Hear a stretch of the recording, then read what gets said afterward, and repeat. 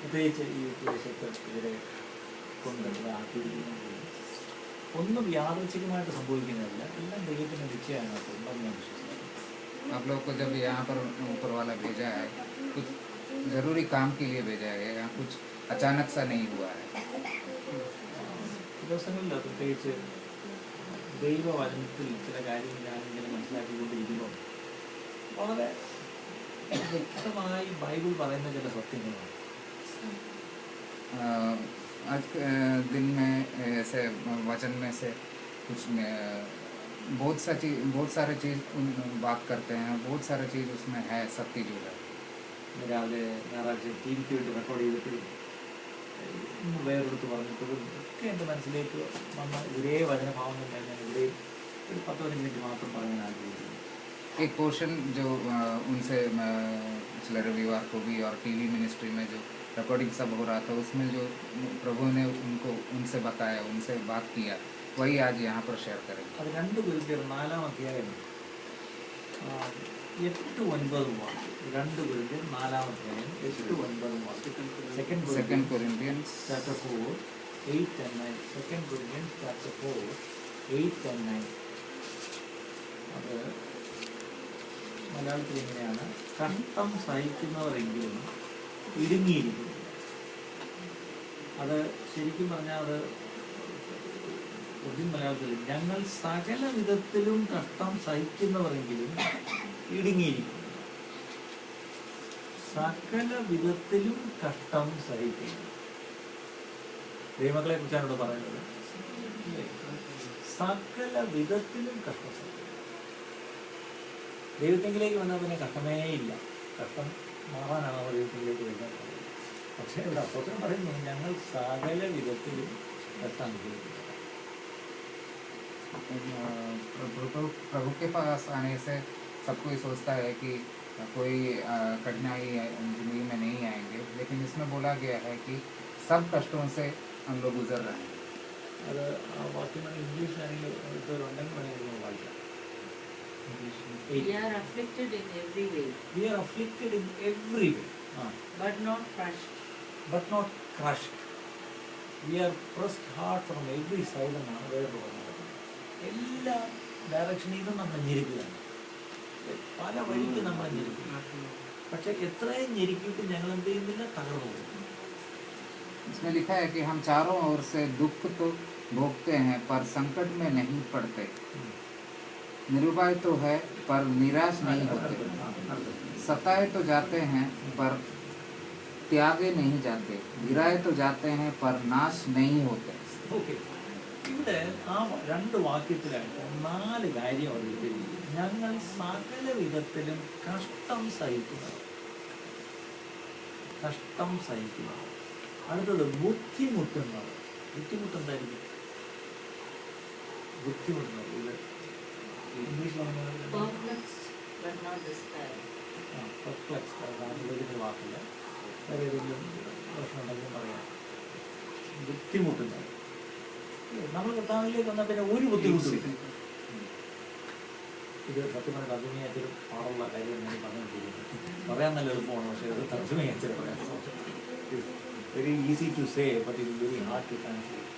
ഇല്ല, അവിടെ 4 പദം ഓർക്കണം. ഞാൻ ഇന്ന് രാവിലത്തെ ആ 4 പദം ഞാൻ ശ്രമിച്ചുകൊണ്ടിരിക്കുക. ഒന്ന്, സകല വിധത്തിലും കഷ്ടം സഹിക്കുക. അടുത്തത് ബുദ്ധിമുട്ട്. നമുക്ക് പലപ്പോഴും ബുദ്ധിമുട്ട് നിൽക്കുമ്പോൾ എൻ്റെ കർത്താവ്, എൻ്റെ ദൈവമോ നിങ്ങളുടെ ബുദ്ധിമുട്ടൊക്കെ സിറ്റുവേഷൻ മാസത്തിന് കാലത്ത് കർത്താവണ്ണം പൂർണ്ണമായും തീർത്ത് തരും. ഇത് നമ്മൾ പറയും. പക്ഷേ ഒരു സത്യം ഓർക്കണം, നമുക്ക് ബുദ്ധിമുട്ട് ഉണ്ട്. हम लोग इसमें पढ़ते हैं कि संकट में नहीं पड़ते हैं, लेकिन वचन में यही लिखा है कि ऊपर वाला के पास जब आते हैं तो कोई संकट नहीं होता है. वो सब हम लोग बोलेंगे, लेकिन यहाँ पर संकट नहीं है करके हम लोग बोल सकते हैं. संकट है करके बोलने में हमको थोड़ा मुश्किल है. ബുദ്ധിമുട്ടെന്ന് പറഞ്ഞാൽ നമ്മുടെ നാട്ടിൽ പെട്ടെന്ന് വരുന്ന സാമ്പത്തിക ബുദ്ധിമുട്ട്, ഫിനാൻഷ്യൽ. പക്ഷേ ഈ ബുദ്ധിമുട്ട് പറഞ്ഞാൽ സാമ്പത്തിക ബുദ്ധിമുട്ട് മാത്രം. ഞാൻ ചോദിച്ചോട്ടെ, നമുക്ക് എന്തെങ്കിലും ശരീരത്തിൻ്റെ ഒരു ബുദ്ധിമുട്ട് അത് ചോദിക്കുക, അത് ബുദ്ധിമുട്ട് തന്നെയാണ്. ഇല്ലേ? നമുക്ക് ഓരോ തരത്തിലുള്ള ബുദ്ധിമുട്ടുണ്ട്. അത് സാമ്പത്തിക ബുദ്ധിമുട്ടാണെന്നില്ല. നമുക്ക് ഓരോ തെളിയിക്കുന്ന ഓരോ കൊച്ചു കുഞ്ഞുങ്ങൾ ഉൾപ്പെടെ എന്തെങ്കിലും ബുദ്ധിമുട്ടോ നമുക്കൊക്കെ. ഇന്ന് നിങ്ങൾ കടന്നു വരാൻ ഒരു ബുദ്ധിമുട്ടുണ്ട്, അടിക്കാനും കയറി വരാൻ ബുദ്ധിമുട്ടായിരിക്കും. ഞാനൊരു ഭക്ഷണം കഴിക്കാൻ ബുദ്ധിമുട്ടുണ്ട്, അത് ഇന്ന ഭക്ഷണം കഴിക്കാൻ ബുദ്ധിമുട്ടുണ്ട്, ഇല്ല പലതരത്തിലുള്ള ബുദ്ധിമുട്ടുണ്ട്. दिक्कत दिक्कत और संकट आप लोग जब बोलते हैं तो पहले हम लोग को याद आता है पैसा का दिक्कत, उसके बाद आता है कुछ बीमारी का दिक्कत। यानी कि देखिएगा तो सबका दिक्कत अलग अलग होता है। कोई कोई यहाँ पर से चढ़ के इसके अंदर आने के लिए दिक्कत होता है, कोई को दूसरा कुछ दिक्कत होता है, यानी कि दिक्कत अनेक है। പക്ഷേ ഈ ബുദ്ധിമുട്ടുകൾ എന്ത് ചെയ്യുന്നില്ല, നമ്മളെ നിരാശപ്പെടുത്തുന്നില്ല. അപ്പം ബുദ്ധിമുട്ട് വരുമ്പോൾ നമുക്ക് എന്ത് വരാം, നിരാശ വരാം. അപ്പോസ്തലൻ പറയുന്നു ബുദ്ധിമുട്ട് ഞങ്ങൾക്കുണ്ട്, ഞങ്ങൾ എന്ത് ചെയ്യുന്നില്ല, നിരാശപ്പെടുന്നു. यानी कि संकट आने से हम लोग निराश हो सकते हैं, लेकिन इसमें लिखा है कि संकट आने पर भी हम लोग निराश नहीं होते हैं। നമ്മുടെ ഏറ്റവും വലിയ പ്രശ്നം ഇന്ന് ലോക മനുഷ്യരെക്കാട്ടിലും പെട്ടെന്ന് നിരാശ വരുന്നതും നിരാശ മുഖത്ത് പ്രകടമാക്കുന്നതും നിരാശ വായിലൂടെ പറയുന്നതും ഇന്ന് ദൈവമാത്രമാണ്. तभी अभी का सिनारियो क्या है कि भगवान और ऊपर वाला को जो जाना है वही लोग पहले निराश होते हैं, बाकी बाहर का जो भगवान को नहीं जानते हैं वो लोग सब खुश रहते हैं और हम लोग सब बहुत दुखी रहते हैं। അത് വലിയ ഒരു സങ്കടമാണ്. അത് നമ്മളൊരു വലിയ പാഠം പഠിക്കണം. ഈ പറഞ്ഞ നമുക്ക് ബുദ്ധിമുട്ടുണ്ട്, പക്ഷേ ഒരിക്കലും നമ്മൾ അതിൻ്റെ പേരിൽ നിരാശപ്പെട്ട് നിരാശയുടെ ഒരു വാക്ക് നമ്മുടെ വായിൽ നിന്ന് വരും. यानी कि ऊपर वाला को जो जानते हैं उनको ये हकीकत में रहना है कि निराश कभी ना हो संकट आने पर भी। എന്തായാലും ഈ കേന്ദ്ര ഓഫീസിലൊക്കെ സെൻട്രൽ ഗവൺമെൻറ് ഓഫീസിലൊക്കെ ഒരു ദിവസം ഒരു ഹിന്ദി വാക്ക് പഠിക്കണം. ഇന്ന് ഞാൻ ഒരു ഹിന്ദി വാക്ക് പഠിച്ചു, ഊപ്പർവാല. I learned one Hindi word, okay, ഊപ്പർവാല. അപ്പം ഊപ്പർവാല ഉണ്ടെങ്കിൽ നമ്മളൊക്കെ നീച്ചെ വരാന്നുള്ളത്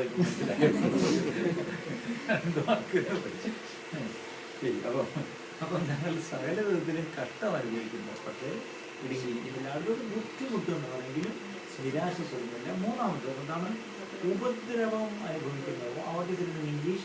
9 words. What is it in English? Persecuted but not forsaken. Persecuted. എന്താണ് ഉപദ്രവം അനുഭവിക്കുന്നത്? सताए जाते हैं पर त्यागे नहीं जाते।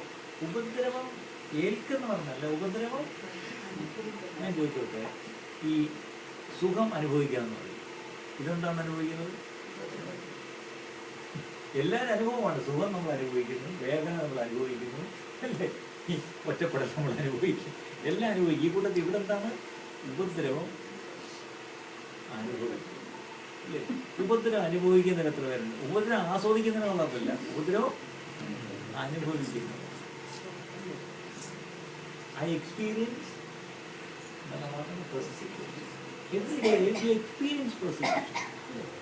നമ്മൾ ഇഷ്ടപ്പെട്ടിട്ടല്ല, നമ്മൾ ആഗ്രഹിച്ചിട്ടല്ല, പക്ഷെ നമുക്ക് എന്തുണ്ടോ ഉപദ്രവമുണ്ട്. ആ ഉപദ്രവം നമ്മൾ അനുഭവിക്കുമ്പോഴും എന്ത് ചെയ്യുന്നില്ല, ഉപേക്ഷിക്കപ്പെടുന്നില്ല. We are not forsaken. India കല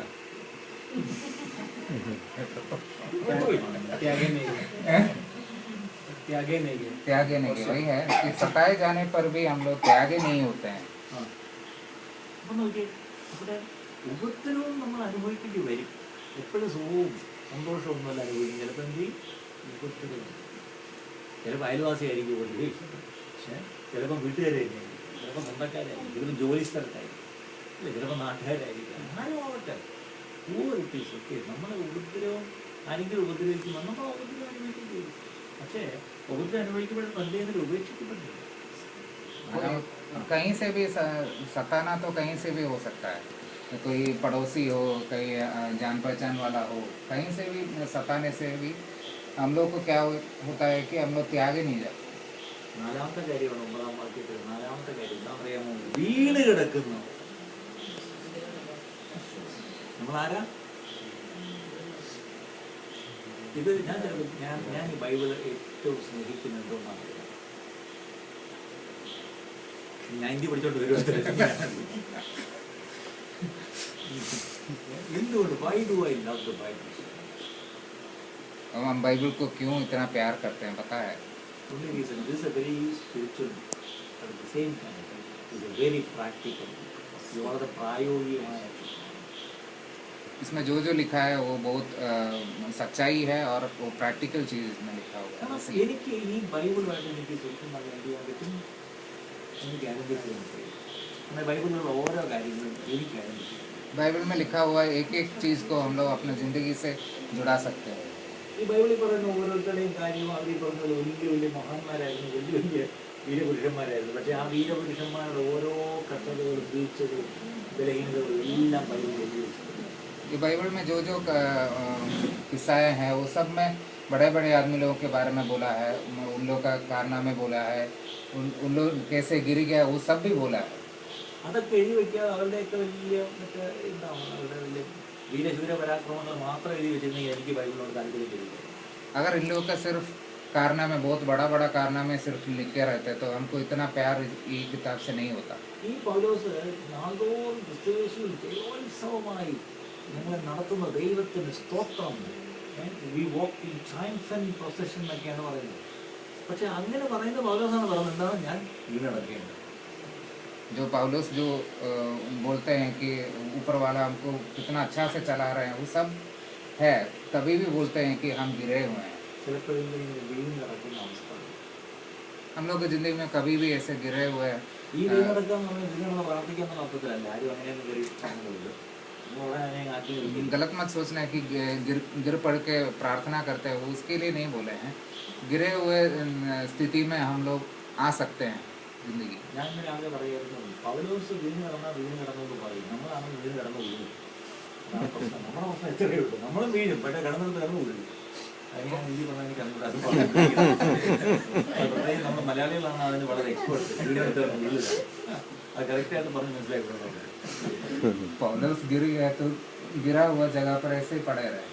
हाँ, हम लोग अगर रहते तो गिरे हुए जगह में क्या करते हैं, रोल करते रहते. നമ്മളെന്ന് പറഞ്ഞാൽ ആരെയും പറഞ്ഞല്ലോ അല്ലേ. അപ്പം ഇവിടെ പൗലോസ് വീണെടുത്ത് വീഴുകയല്ല ചെയ്യും. പൗലോസ് പറഞ്ഞു ഞാൻ വീണ് കിടക്കുന്നത് അല്ലേ. ചിലപ്പോൾ നമുക്ക് ഈ പറഞ്ഞ നിൽക്കാൻ പറ്റില്ല, നമുക്ക് മുന്നോട്ട് പോകാൻ കഴിയാതെ നമ്മൾ വീണ് കിടക്കുന്ന അവസ്ഥ വരാം. പക്ഷേ ആ വീണ് കിടക്കുന്നത് എന്താണ്, നശിച്ചു പോകുന്നത്. हम लोग की ज़िंदगी में ऐसे बहुत मौके आते हैं जहाँ पर हम लोग गिर पड़े रहते हैं, लेकिन आगे देखिएगा तो कुछ निशाना कुछ हम लोग को दिखता नहीं है क्या आगे होगा करके. तभी भी हम लोग का नाश के लिए नहीं है. ബൈബിൾ എന്താ പറയുന്നത്, ഞാൻ വീണാലും നിലംപരിയാണ് വീഴും, വീഴുവാൻ വീഴും, വീണാലും എഴുന്നേക്കും. ഇല്ല, ബൈബിൾ പറയുന്നത് വീഴത്തില്ല എന്നത്, വീഴും, പക്ഷെ വീണാലും എഴുന്നേൽക്കും. बाइबल बोलते हैं कि ये नहीं बोलते कि कभी नहीं गिरेगा, लेकिन गिरेगा तो भी उठेगा. वही बाइबल कहता है. അപ്പം ഈ എഴുന്നേറ്റ് നിന്ന ശേഷമുള്ള കാര്യങ്ങളൊക്കെ പറയാൻ നല്ല രസമുണ്ട്, പക്ഷെ അതിന് വീണപ്പോഴത്തെ കാര്യം ആരും പറയാറില്ല. गिर के उठने के बाद जो जो हुआ है वो सब बोलने के लिए सब माहिर रहते हैं, लेकिन गिरा हुआ स्थिति में क्या क्या ज़िंदगी में होता है वो बोलने में कोई उतना इच्छा नहीं रखता. ഇന്ന് എല്ലാവരും വലിയ സക്സസ് സ്റ്റോറി മാത്രമാണ്. ഇത് സാക്ഷ്യം പറയുമ്പോൾ എന്താ പറയുന്നത്, എല്ലാവരും ഭയങ്കര ജയത്തിൻ്റെ സാക്ഷ്യങ്ങളാണ് നമ്മൾ ഈ പറയുന്നത്. तो हम लोग अगर टेस्टिमनी भी बोलते हैं तो हम लोग अपना गिरा हुआ एक उस स्थिति के बारे में कुछ नहीं बोलते हैं. हम लोग अपना एक विक्टोरियस यानी कि जो उठने के बाद जो क्या क्या होता है वही ज़िंदगी में क्या होता है वही उसी में हम लोग ज़्यादा ये देते हैं. നമ്മളെല്ലാം സക്സസ് സ്റ്റോറീസാണ് പറയുന്നത്, അല്ലേ, ജയത്തിൻ്റെ കഥകളാണ് നമ്മൾ പറയുന്നത്. हम लोग ज़्यादातर हम लोग जय जय दिलाने वाला प्रभु के बारे में हर समय बोलते रहते हैं. जय के बाद के सिचुएशन के बारे में हर समय बोलते रहते हैं. വാട്ട് അബൌട്ട് ദി ഈ പറഞ്ഞ ഫെയിലിയറിൻ്റെ സ്റ്റോറീസ് നമ്മൾ പറയുന്നത്, തോൽവിയുടെ പരാജയങ്ങളുടെ കഥ നമ്മൾ പറയുന്നത്. जो हारा हुआ ज़िंदगी के बारे में हम लोग कभी भी बोल सकते हैं. നമ്മുടെ മക്കൾ നല്ല മാർക്ക് മേടിക്കുമ്പോൾ ഫസ്റ്റ് മേടിച്ചുകൊണ്ട് വരുമ്പോൾ നമ്മൾ അവരുടെ കാര്യം വലിയ കാര്യമായിട്ടുള്ളത്. लोग का बच्चा लोग अगर अच्छा मार्क्स लेके आते हैं तो हम लोग पहले बोलेंगे कि अच्छा मार्क्स लेके आया है करके. പറഞ്ഞിട്ട് നമ്മുടെ പിള്ളേർ രാത്രി കിടന്നു കൊടുക്കുമെങ്കിൽ അത് പറയും. കൊച്ചു ഉദാഹരണം പറഞ്ഞാൽ അത് പറയുകയില്ല, അല്ലേ. കൊച്ചു ഉദാഹരണം ഞാൻ 12 ദിവസം കിടന്നു കൊടുത്തേക്കാണ് അത് പറഞ്ഞത്. all the success stories we just tell, but not about the failures. പക്ഷേ ഈ ബൈബിൾ നോക്കുകയാണെങ്കിൽ പൗലോസിൻ്റെ ആ ബാലൻസ് ഉണ്ട്. ക്രിസ്തുയേശുവിൽ നാളോടെ തന്നെ ജയോത്സവമായി നടത്തുന്നു. ഞാൻ ജയോത്സവമായി എന്നെ നടത്തുന്ന ദൈവത്തിൻ്റെ സ്തോത്രം, അല്ലേ. നാളോറും എന്നെ ജയോത്സവമായി, ചുമ്മാ ജയത്തോടെ അല്ല, ജയോത്സവം കൊണ്ടാടിയാണ് ഞാൻ നടക്കുന്നത്. പക്ഷെ ആ നടക്കുന്ന പൗലോസ് പറയുന്നു, ഞങ്ങൾ വീണ് നടക്കും, അപ്പോൾ ഞങ്ങൾക്ക് ഉപദ്രവമുണ്ട്, ഞങ്ങൾക്ക് ബുദ്ധിമുട്ടുണ്ട്, ഞങ്ങൾ എല്ലാത്തിനും കഷ്ടം സഹിക്കുന്നത്. നോക്കണേ. അപ്പോൾ ഇത് 4 വാക്ക് നമുക്ക് ഇഷ്ടമില്ലാത്ത കാര്യം നമ്മൾ ആഗ്രഹിക്കാത്തത്. പക്ഷേ ഇത് 4 പൗലോസ് പറയാൻ ഞങ്ങൾ അനുഭവിക്കും. पौलुस यही बोलते हैं कि हम लोग को यीशु मसीह वो जय दे के जय दिलाने के बाद हम लोग को चलाते हैं, लेकिन ऐसा भी एक स्थिति हम लोग के ज़िंदगी में था जब हम गिरे हुए पड़े रहते। इसमें 4 शब्द बोले हैं जो हम चारों ओर से दुख तो भोगते हैं, दुख भोगना, संकट में रहना, निरुपाय, निराश, सताया जाना, ये सब इसमें जो शब्द बोले गए हैं वो सब സിറ്റുവേഷൻസ് में भी हम लोग जा सकते हैं. ഞാൻ പറഞ്ഞത് ഈ ബൈബിളിൽ നമുക്ക് ഏറ്റവും കൂടുതൽ സ്നേഹിക്കാൻ കഴിയുന്ന ഒരു കാര്യം ഇതിലെ എഴുത്തുകളെല്ലാം നമ്മളുമായിട്ട് ആംപ്ലിഫൈ ചെയ്യണം. जो बाइबल से हम लोग अपना ज़िंदगी को जुड़ा सकते हैं. इसमें जो जो लिखा है एकदम सच्चाई है, वो जो हम लोग की ज़िंदगी से बहुत जुड़ा हुआ है. പക്ഷേ ഇതൊക്കെ സംഭവിക്കുമ്പോഴും നമുക്ക് ഒരു കാര്യം അവിടെ തന്നെ 16-ാം വാക്യം തുറന്നു തന്നെയാണ്. അതുകൊണ്ട് ഞങ്ങൾ അധൈര്യപ്പെടാതെ. 16-ാം വാക്യം.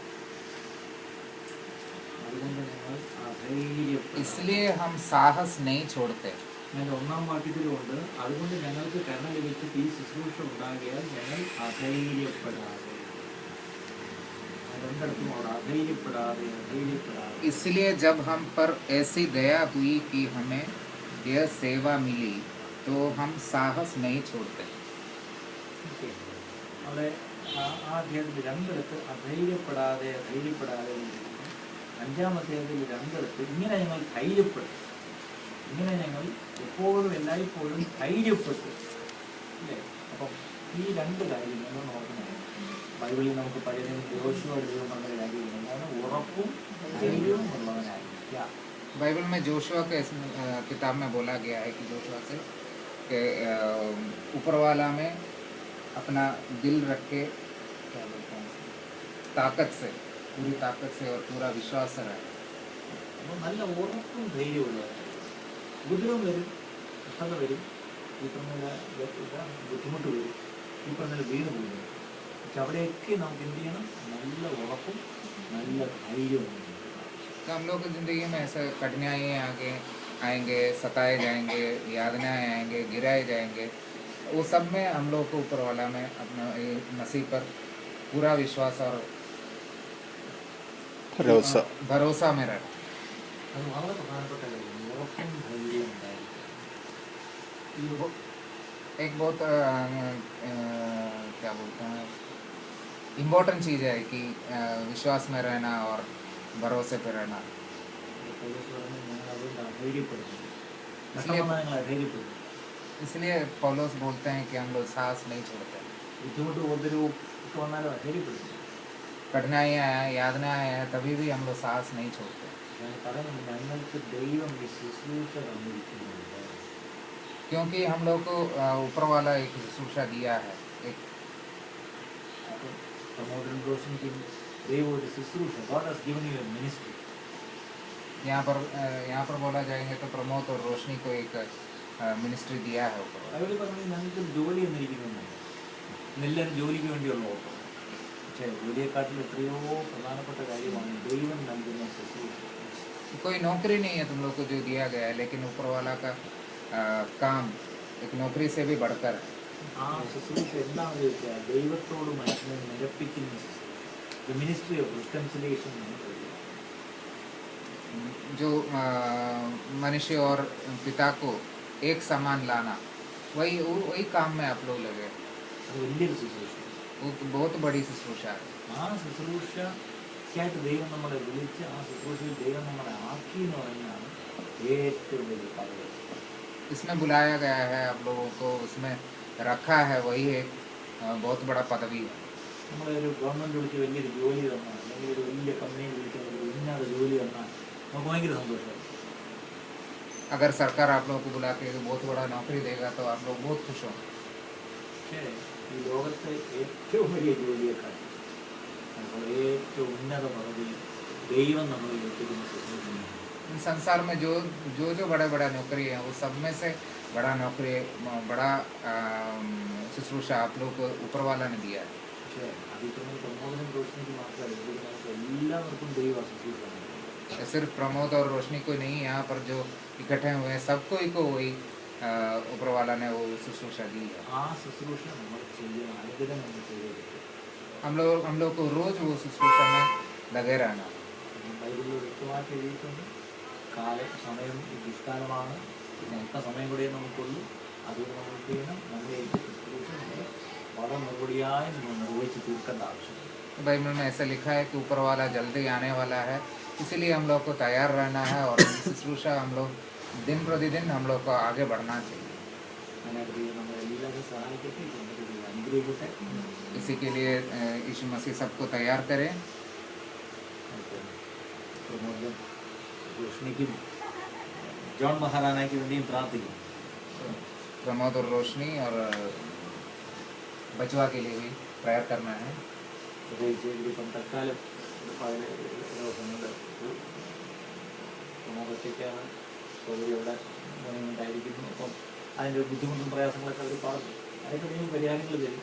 പക്ഷേ അവരവിടെ ഇവിടെയൊക്കെ അയക്കുമ്പോഴെല്ലാം ദൈവത്തിൻ്റെ വലിയ സംരക്ഷണവും ദൈവത്തിൻ്റെ കാവലും, പ്രത്യേകിച്ച് ശരീരത്തിന് വേണ്ട നല്ല ബലവും ആരോഗ്യവും എല്ലാം കർത്താവ് കൊടുക്കണം. പ്രത്യേകിച്ച് ഈ ദേശത്ത് അവർ വന്ന് താമസിക്കുന്നത് ഒരു ദേശത്തിന് വിളക്കായിട്ട് അവർ ചോദിക്കണം. അതിനുവേണ്ടി ദൈവങ്ങളിലേക്ക് സമർപ്പിച്ച് നമുക്കെല്ലാം അവർക്ക് വേണ്ടി പ്രാർത്ഥിക്കണം. आप लोग जो जो मुश्किलें में आप लोग गुजर रहे हैं, आप उधर हैं, प्रमोद यहाँ हैं, जो दिक्कतें आ रहे हैं उसके बीच में भी आप लोगों को ऊपर वाला ठीक से रखें और बरकरार रखें। ये जो जगह के लिए एक उत्तम व्यक्तित्व बन जाए, इसी सब के लिए हम लोग प्रेयर करेंगे सब लोग। എല്ലാവരും ചേർന്ന് നമുക്ക് അവർക്ക് വേണ്ടി പ്രാർത്ഥിക്കും. Shall we all pray for Simone and son? Pray. So the Lord will bless them.